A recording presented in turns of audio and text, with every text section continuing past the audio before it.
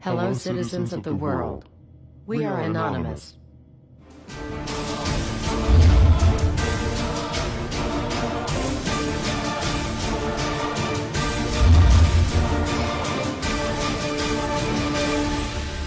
Guess what, world? We are back. Everywhere you look, corruption. We continue to fight pointless wars over lies, and we are killing innocents and letting our children die in wars just to ensure the Federal Reserve can continue their petrodollar scandal.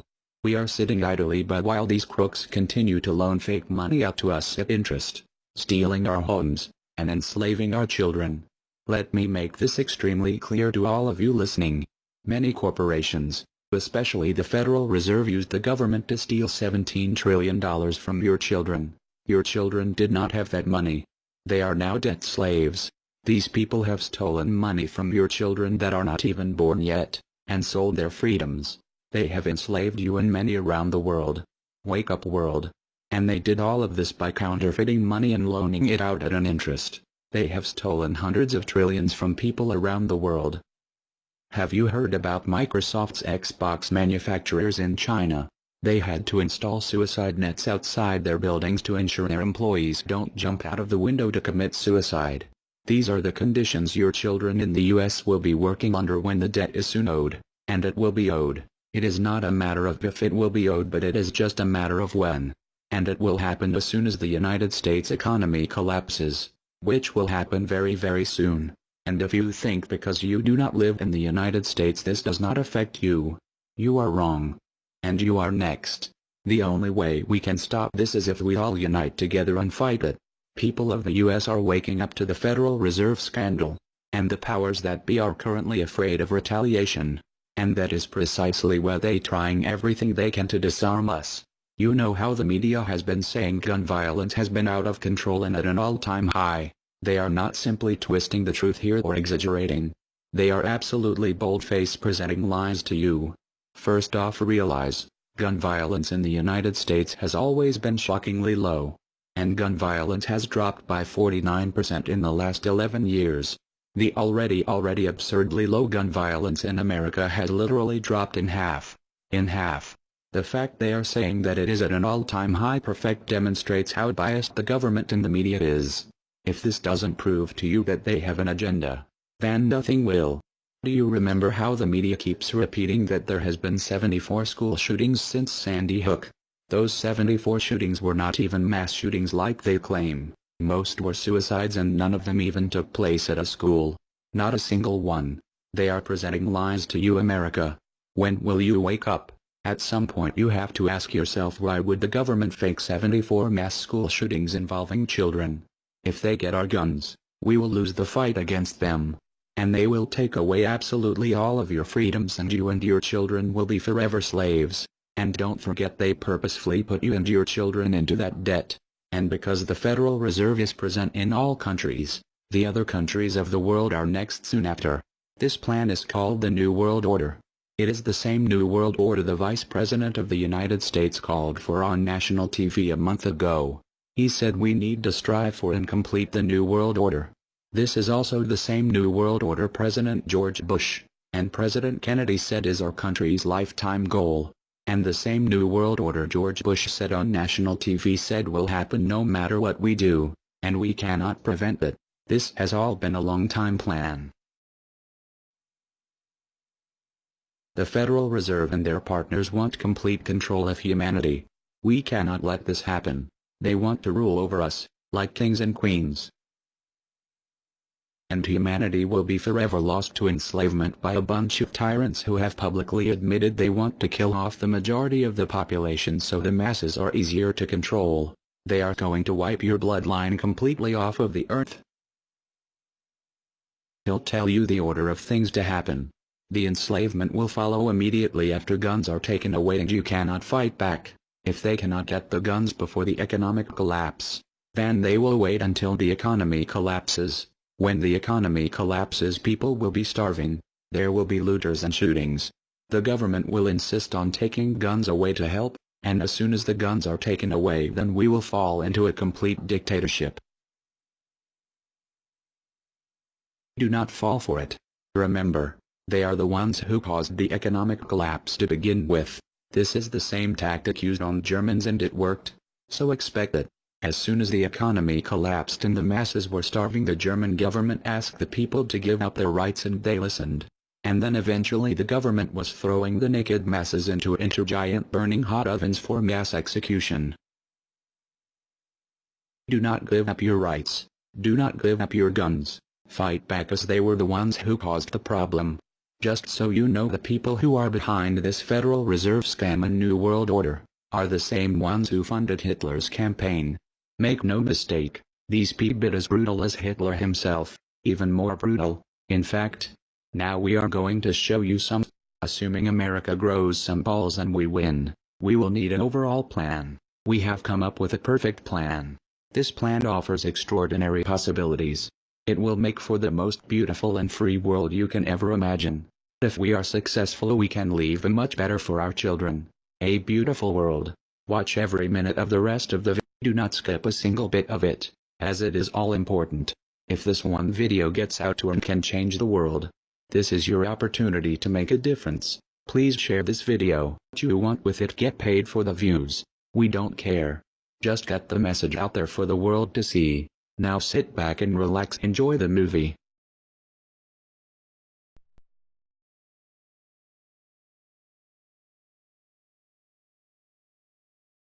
To you? Makes perfect sense. Okay. Anybody else want to throw anything out at us? Sir? I think you're an anarchist and you don't know it yet.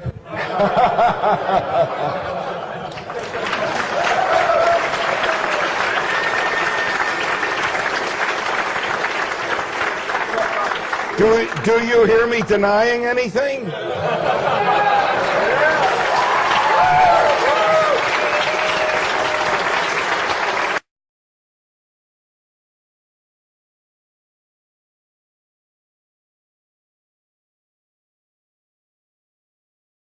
Many people, when they hear the word anarchy, think of chaos and mayhem.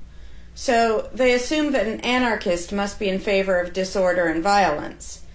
That is the complete opposite of the truth. Most objections and complaints about the anarchist or voluntarist philosophy are not actually about the philosophy itself, but result from people misunderstanding what the philosophy is all about. To illustrate a few points, we will use the example of two fictional islands. Authoritania, where there is a ruling class or government, and Anarchia, where there is no ruling class of any kind. We will use these islands to examine several common misconceptions about anarchism. Lots of people think anarchy means every man for himself, or survival of the fittest, or the absence of any social cooperation or organization. They think that anarchy means everyone has to be self-sufficient. This comes from the false assumption that some kind of government is necessary for any organization to occur. Whether it's part of a republic, a democracy, a kingdom, or a dictatorship, a ruling class issues orders called laws and punishes anyone who disobeys them. That is not cooperation. That's domination. It's one group forcing its will on another. Authoritarianism can be used to force people into organized patterns, but that does not mean that people are incapable of organizing their activities without being forced. The most productive and useful examples of organization that we see today are anarchistic in nature. No one was forced to build the grocery store you go to. No one was forced to produce or sell anything in it. Everyone involved in the vastly complex operation of growing your food, transporting it, displaying it in the store, and selling it to you, everyone involved participates voluntarily, working in exchange for money. You and all the other store customers choose freely which store to go to and what to spend your money on. This purely voluntary arrangement allows for an amazingly complex degree of organized cooperation without anyone being coerced to participate. In contrast, under government, a very small group of people comes up with an idea and forces everyone else to participate in it and provide for its funding with tax dollars. In the authoritarian version of a supermarket, the ruling class would tell people what to produce and how much, what prices to charge, and they would tell customers what they must buy and what they must pay. Anyone who did not comply with the centralized master plan would be punished in some way. That is how government does things. Which one of these would you prefer? Another common but incorrect assumption is that if there were no ruling class or no government, people would have no way of defending themselves against common criminals or foreign invaders. Again, this is simply not true. The government version of protection is inherently hypocritical. Governments will use their hired law enforcers to find and lock up some of the private thugs and thieves and prevent them from preying on people. But every ruling class gets the money for its operations by way of taxation, demanding money from its subjects and punishing those who don't pay up. Oddly, every ruling class insists that it needs to be able to forcibly control and extort money from people in this way in order to protect them from private criminals who might try to forcibly control and extort them. In contrast, if there is no government, people do not lose their inherent right to defend themselves from violence or to defend what they have from those who would take it. Every person has this right, and they also have the right to organize and cooperate with each other to exercise that right. Organizing for mutual defense does not require any government-granted laws or authority. No one wants to be attacked or defrauded, and everyone wants to feel safe. Whether each person takes this on himself or herself individually, or whether they hire and organize others to do it on their behalf, it can be done on a voluntary basis. Those who insist that government is necessary often claim that if there wasn't a government, then smaller private gangs would spring up to enslave and rob people. Organized crime gangs exist along with government, and most people do not understand the dynamics between them and how government enriches and empowers organized crime while appearing to fight it. Black markets enrich organized crime, and money allows them to buy government protection.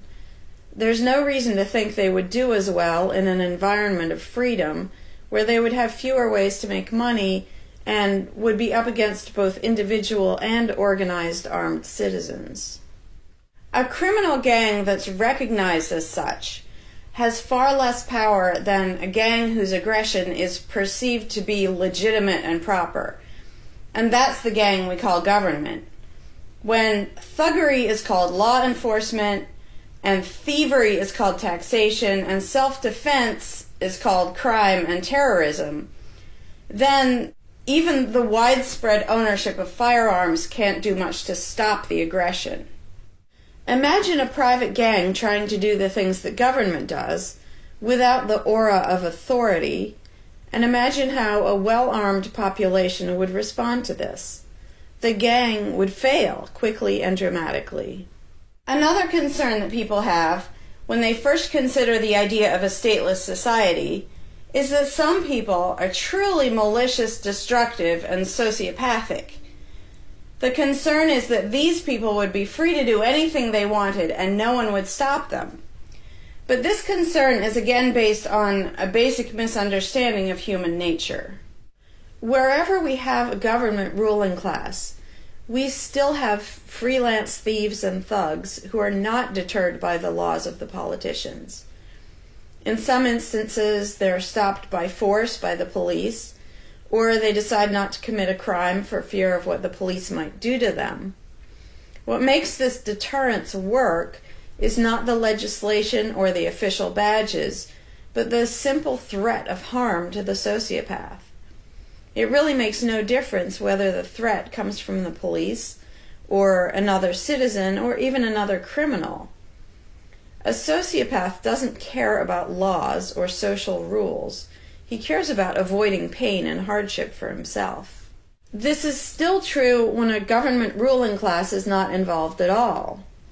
If the intended target of a would-be carjacker pulls out a gun, it doesn't make any difference to the carjacker whether that person has a badge or whether there's a law against taking people's cars.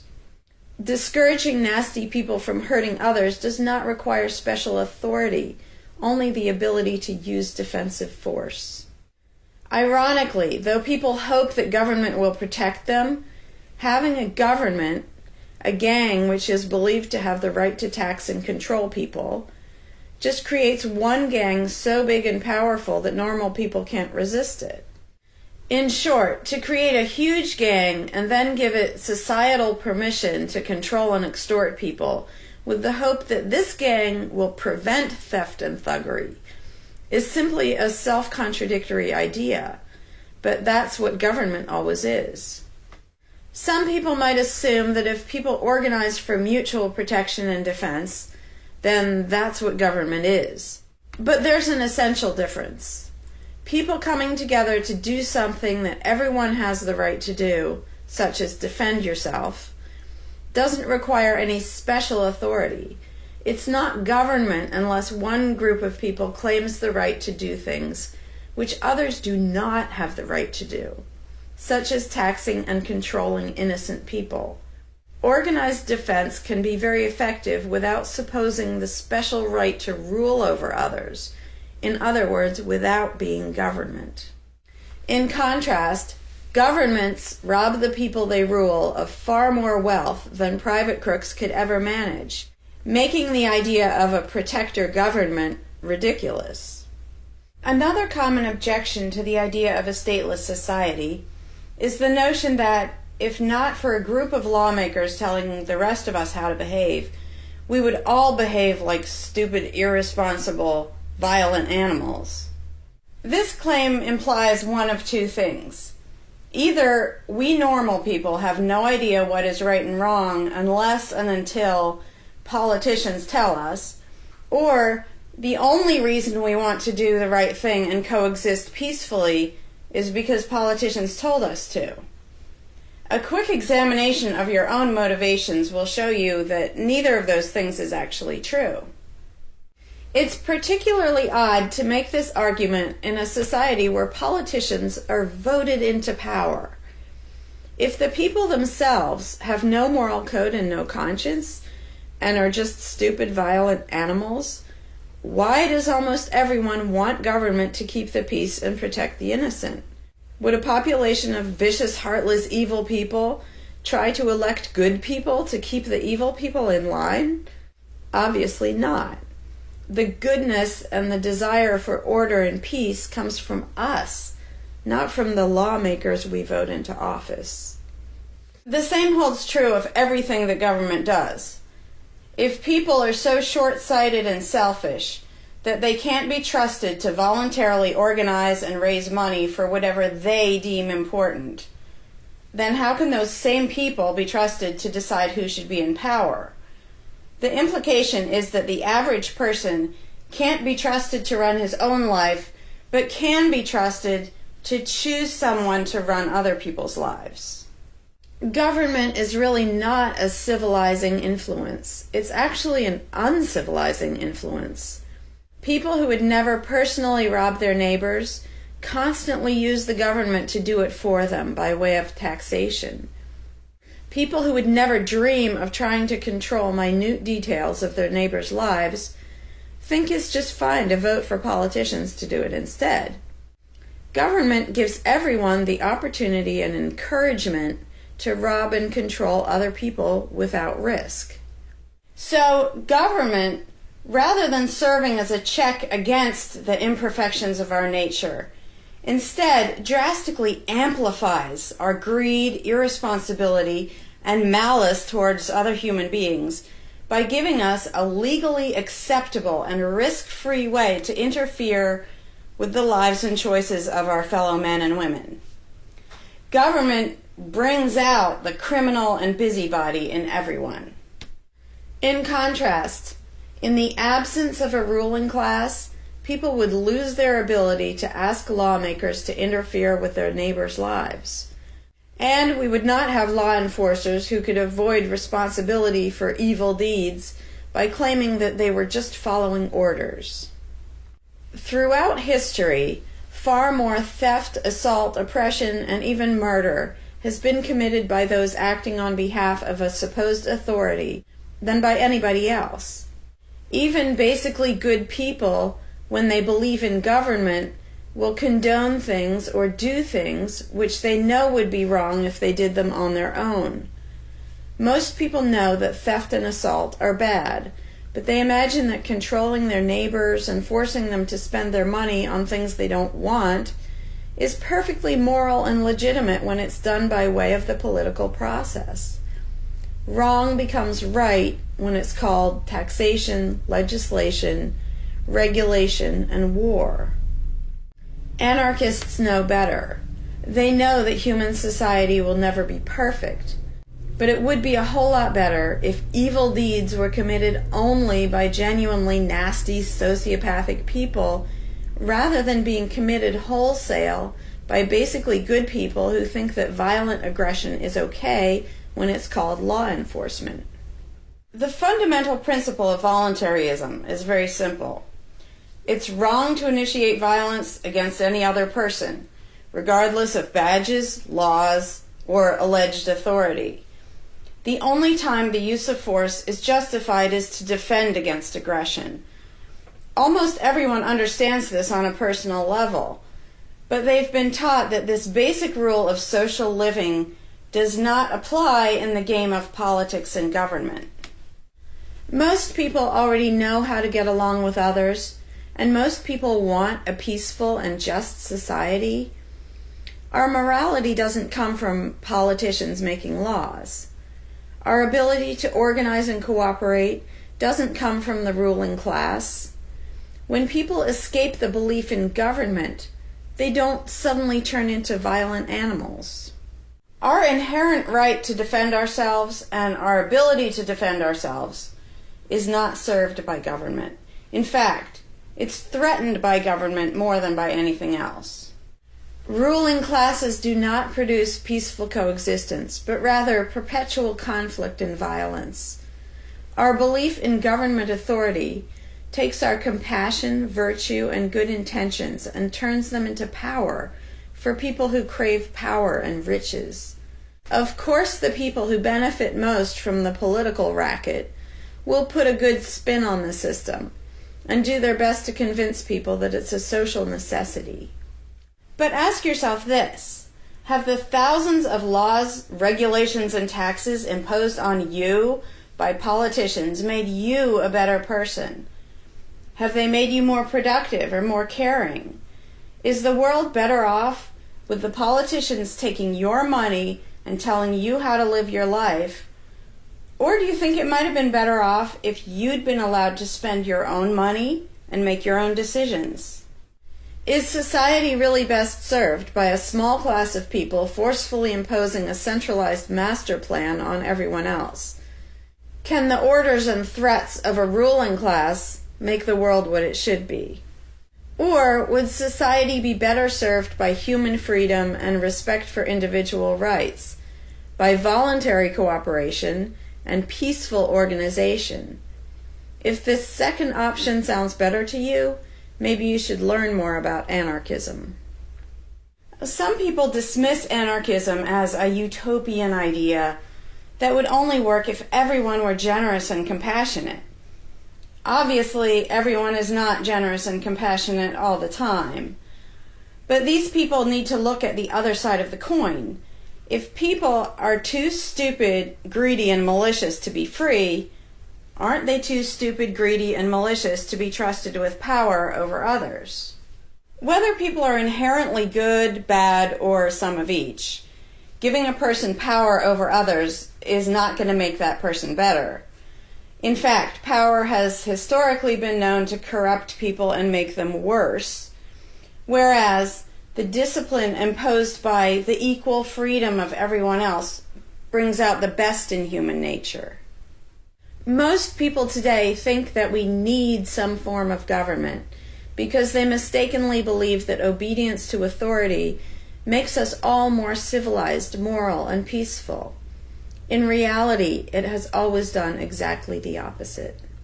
Everyone knows that governments can be corrupt, abusive, inefficient, counterproductive, even tyrannical. But most people assume that the way to fix that is to get the right people into power. People have spent centuries trying to create a good society using different kinds of ruling classes, different legal structures, different ways of choosing the rulers, and so on. But every governmental construction has resulted in freedom and riches for some, and oppression, violence, and poverty for others. What if, instead of deciding what the throne should look like and who should sit on it, all people of goodwill embraced the non-aggression principle? What if, instead of looking to a ruling class to impose our values on society, we embraced the concept of self-ownership?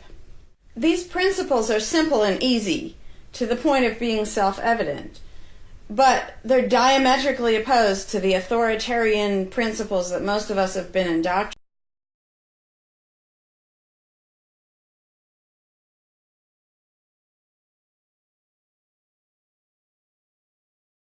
You cannot begin to imagine in how many ways the world is the opposite of what you have been taught to believe. You see the guy who sells drugs to willing customers so he can feed his family as the scum of the earth, while you see the hypocrite who gives away stolen money in the name of government as a saint. You see the guy who tries to avoid being robbed by the federal thugs as a crook and a tax cheat, but see as virtuous the politician who gives away the same stolen loot to people to whom it does not belong. You see the cop as a good guy when he drags a man away from his friends and family and throws him in prison for 10 years for smoking a leaf. And you see anyone who defends himself from such barbaric fascism as the lowest form of life, a cop killer. In reality, most drug dealers are more virtuous than any government social worker, and prostitutes have far less to be ashamed of than political whores, because they trade only with what is rightfully theirs, and only with those who want to trade with them. The upstanding, church-going, law-abiding, tax-paying citizen who votes Democrat or Republican is far more despicable and a bigger threat to humanity than the most promiscuous, lazy, drug-snorting hippie. Why? Because the hippie is willing to let others be free, and the voter is not. The damage done to society by bad habits and loose morality is nothing compared to the damage done to society by the self-righteous violence committed in the name of the state. You imagine yourselves to be charitable and tolerant when you are nothing of the sort. Even the Nazis had table manners and proper etiquette when they weren't killing people. You think you're good people because you say please and thank you? You think sitting in that big building on Sunday makes you noble and righteous? The difference between you and a common thief is that the thief has the honesty to commit the crime himself, while you whine for government to do your stealing for you. The difference between you and the street thug is that the thug is open about the violence he commits, while you let others forcibly control your neighbors on your behalf. You advocate theft, harassment, assault, and even murder, but accept no responsibility for doing so. You old folks want the government to steal from your kids so you can get your monthly check. You parents want all your neighbors to be robbed to pay for your kids' schooling. You all vote for whichever crook promises to steal money from other people to pay for what you want. You demand that those people who engage in behaviors you don't approve of be dragged off and locked up, but feel no guilt for the countless lives your whims have destroyed. You even call the government thugs your representatives, and yet you never take responsibility for the evil they commit. You proudly support the troops as they kill whomever the liars in D.C. tell them to kill, and you feel good about it. You call yourselves Christians or Jews or claim to follow some other religion, but the truth is what you call your religion is empty window dressing. What you truly worship, the God you really bow to, what you really believe in is the state. Thou shalt not steal, thou shalt not murder, unless you can do it by way of government. Then it's just fine, isn't it? If you call it taxation and war, it stops being a sin, right? After all, it was only your God that said you shouldn't steal and murder, but the state said it was okay. It's pretty obvious which one outranks the other in your minds. Despite all the churches, synagogues, and mosques we see around us, this nation has one God and only one God, and that God is called government. Jesus taught nonviolence and told you to love your neighbor, but the state encourages you to vote for people who will use the violence of government to butt into every aspect of everyone else's life. Which do you believe? To those about to stone a woman who had committed adultery, Jesus said, "Let him who is without sin cast the first stone." But the state says it's perfectly fine to lock someone up if they do something you find distasteful, such as prostitution. Which do you believe? The Christian God says, "Thou shalt not covet," but coveting is the lifeblood of the beast that is the state. You are taught to resent, despise, and hate anyone who has anything you don't have. You clamor for the state to tear other people down, steal their property, and give it to you. And you call that fairness. The Bible calls it coveting and stealing. You are not Christians. You are not Jews. You are not Muslims. And you certainly aren't atheists. You all have the same God, and its name is government. You're all members of the most evil, insane, destructive cult in history. If there ever was a devil, the state is it, and you worship it with all your heart and soul. You pray to it to solve every problem, to satisfy all your needs, to smite your enemies, and to shower its blessings upon you. You worship what Nietzsche called the coldest of all cold monsters, and you hate those of us who don't. To you, the greatest sin is disobeying your God, breaking the law, you call it, as if anyone could possibly have any moral obligation to obey the arbitrary commands and demands of the corrupt, lying, delusional megalomaniacs who infest this despicable town. Even your ministers, priests, and rabbis, more often than not, are traitors to their own religions, teaching that the commands of human authority should supersede adherence to the laws of the gods they say they believe in. Several years ago, I heard one pompous evangelical jackass in particular pontificating on the radio that anyone who disobeys the civil authority, be it a king or any other government, is engaging in rebellion against God. Those were the exact words he used. What if the government is doing something wrong? Well, this salesman for Satan opined, that is the business of those in government, and you are still obligated to obey. Everywhere you turn, be it the state or the church, the media or the schools, you are taught one thing above all else, the virtue of subjugating yourselves to mortals who claim to have the right to rule you. It is sickening the reverence with which you speak of the liars and thieves whose feet are so firmly planted on your necks. You call the congressmen and the judges honorable, and you swoon at the magnificence of the grandiose halls they inhabit, the temples they built to celebrate the domination of mankind.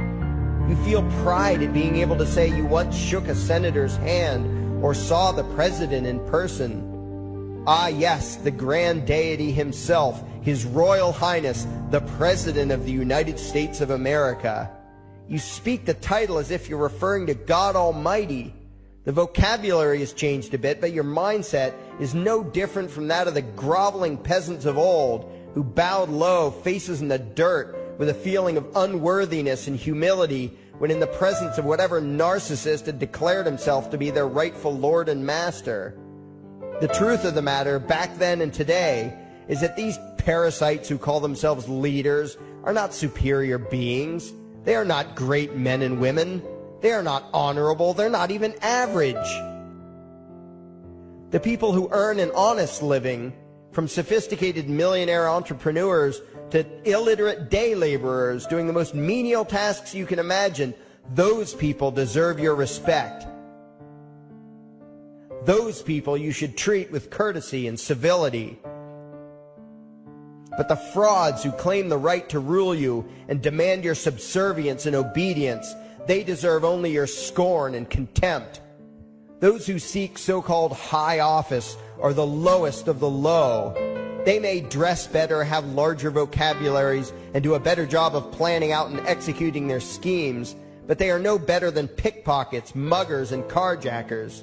In fact, they are worse, because they don't want to rob you of just your possessions. They want to rob you of your very humanity, deprive you of your free will, by slowly leeching away your ability to think, to judge, to act, reducing you to slaves in both body and mind. And still you persist in calling them leaders. Leaders? Where is it that you think you're going exactly that would require you to have a leader? If you just live your own life and mind your own damn business, exercising your own talents, pursuing your own dreams, striving to be what you believe you should be, what possible use would you have for a leader? Do you ever actually think about the words that you hear, the words that you repeat? You parrot oxymoronic terms such as the leader of the free world, even pretending for a moment that there is some huge journey or some giant battle that everyone in the entire nation is undertaking together that would require a leader. Why would you ever think, even for a moment, that the crooks that infest this town are the sort of people you should listen to or emulate or follow anywhere? Somewhere inside your mostly dormant brains, you know full well that politicians are all corrupt liars and thieves, opportunistic con men, exploiters, and fearmongers. You know all this, and yet you still speak as if you are the ones who are the stupid, vicious animals, while the politicians are the great, wise role models, teachers, and leaders without whom civilization could not exist. You think these crooks are the ones who make civilization possible? What belief could be more absurd? Yet when they do their pseudo-religious rituals, deciding how to control you this week, you still call it law, and continue to treat their arbitrary demands as if they were moral decrees from the gods that no decent person would ever consider disobeying. You have become so thoroughly indoctrinated into the cult of state worship that you are truly shocked when the occasional sane person states the bleeding obvious. The mere fact that the political crooks wrote something down and declared their threats to be law does not mean that any human being anywhere has the slightest moral obligation to obey. Every moment of every day, in every location and every situation, you have a moral obligation to do what you deem to be right, not what some delusional bloated windbag says is legal. And that requires you to first determine right and wrong for yourself, a responsibility you spend much time and effort trying to dodge. You proclaim how proud you are to be law-abiding citizens and express your utter contempt for anyone who considers himself above your so-called laws, laws that are nothing more than the selfish whims of tyrants and thieves. The word crime once meant an act harmful to another person. Now it means disobedience to any one of the myriad of arbitrary commands coming from a parasitical criminal class.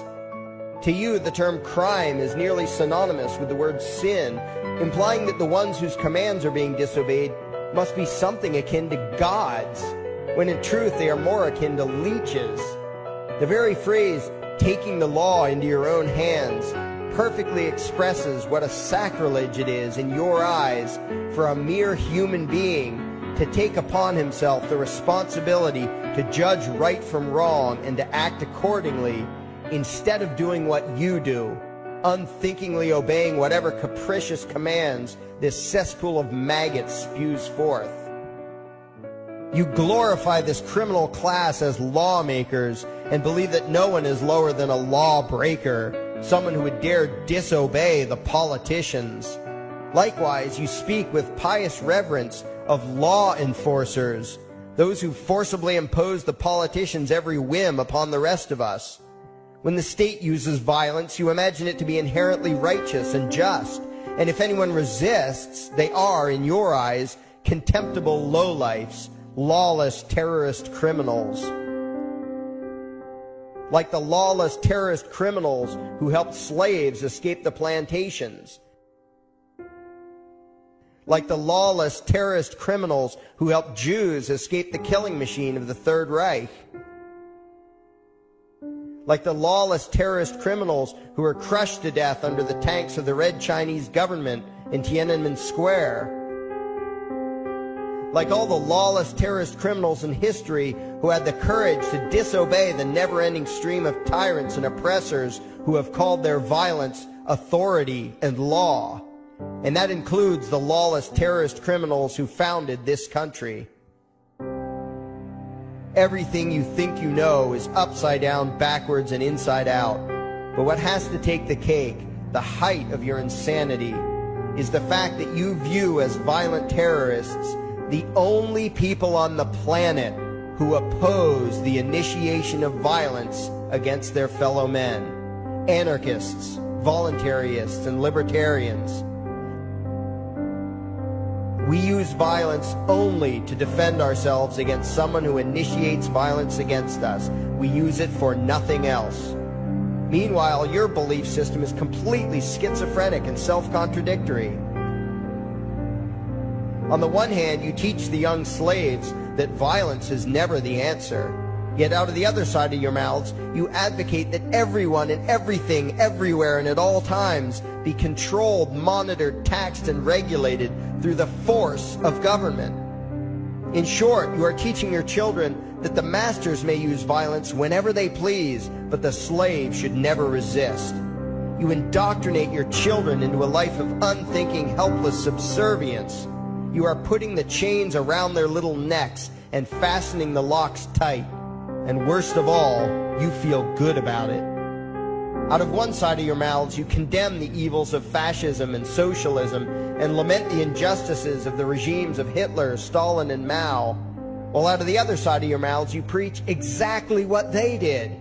The worship of the collective, the subjugation of every individual to that evil insanity that wears the deceptive label, the common good. You babble on and on about diversity and open-mindedness, and then beg your masters to regulate and control every aspect of everyone's lives, creating a giant herd of unthinking conformist drones. You wear different clothes and have different hairstyles, and you think that makes you different. Yet all your minds are enslaved to the same club of masters and controllers. You think what they tell you to think and do what they tell you to do while imagining yourselves to be progressive, thinking, and enlightened. From your position of relative comfort and safety, you now condemn the evils of other lands and other times while turning a blind eye to the injustices happening right in front of you. You tell yourself that had you lived in those other places, in those other times, you would have been among those who stood up against oppression and defended the downtrodden. But that is a lie. You would have been right there with the rest of the flock of well-trained sheep, loudly demanding that the slaves be beaten, that the witches be burned, that the nonconformists and rebels be destroyed. How do I know this? Because that is exactly what you are doing today. Today's injustices and oppressions are fashionable and popular, and those who resist them, you tell yourselves, are just malcontents and freaks, people whose rights don't matter, people who deserve to be crushed under the boot of authority. Isn't that right? You bunch of spineless, unthinking hypocrites, look in the mirror. Take a good look at what you imagine to be righteous and kind. You are the devil's plaything. The crowds of thousands wildly applauding the speeches of Adolf Hitler, that was you. The mob demanding that Jesus Christ be nailed to the cross, that was you. The white invaders who celebrated the wholesale slaughter of those godless redskins, that was you. The throngs filling the Colosseum, applauding as the Christians were fed to the lions, that was you. Throughout history, the perpetual suffering and injustice occurring on an incomprehensible scale, it was all because of people just like you. The well-trained, thoroughly indoctrinated conformists, the people who do as they're told, who proudly bow to their masters, who follow the crowd, believing what everyone else believes and thinking whatever authority tells them to think. That is you. And your ignorance is not because the truth is not available to you. There have been radicals preaching it for thousands of years. No, you are ignorant because you shun the truth with all your heart and soul. You close your eyes and run away when a hint of reality lands in front of you. You condemn as extremists and fringe kooks those who try to show you the chains you wear because you don't want to be free. You don't even want to be human. Responsibility and reality scare the hell out of you, so you cling tightly to your own enslavement and lash out at any who seek to free you from it. When someone opens the door to your cage, you cower back in the corner and yell, "Close it, close it." Well, some of us are finished with trying to save you. We've wasted enough effort trying to convince you that you should be free. All you ever do is spout back what your masters have taught you, that being free only leads to chaos and destruction, while being obedient and subservient leads to peace and prosperity. There are none so blind as those who will not see. And you nation of sheep, would rather die than see the truth.